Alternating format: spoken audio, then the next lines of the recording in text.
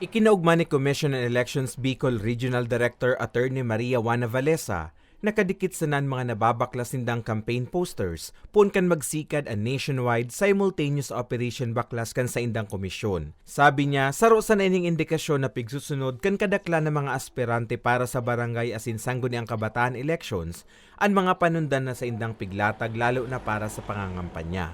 Oktubre 20, kan punan kan Komisyon ng Oplan Baklas kung sa ina katuwang nindan kapulisan, Provincial Environment and Natural Resources Offices, Department of Environment and Natural Resources as in Department of Public Works and Highways.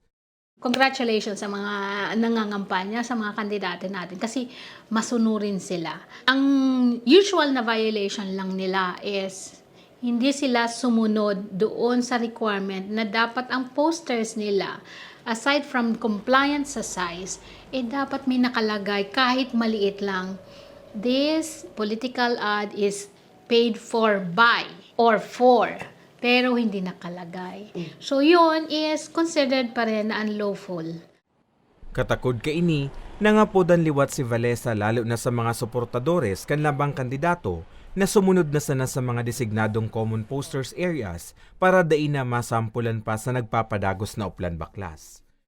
Kasi meron pa rin nakakalimot. I think yung mga kandidato is kailangan nilang i-remind yung kanilang supporters. Kasi malamang hindi naman sila lahat ang nag-post nito. I-remind nila yung kanilang supporters na sa tamang lugar i-post po ang mga posters na to, which is the common poster area or private property as long as may consent ang may-ari. Mientras tanto, nakatambak naman ngunyan sa mga designadong lugar kan COMELEC ang mga nabaklas na illegal campaign materials para sa magkakanigong proseso. Maduraranuplan baklas sundo sa Oktubre 28, mantang sa Oktubre 29 asin 30, maigot naman na ipagbabawal kan komisyon ang pangangampanya. Para sa mga baretang Tatak Bicol, Carmelo Balia.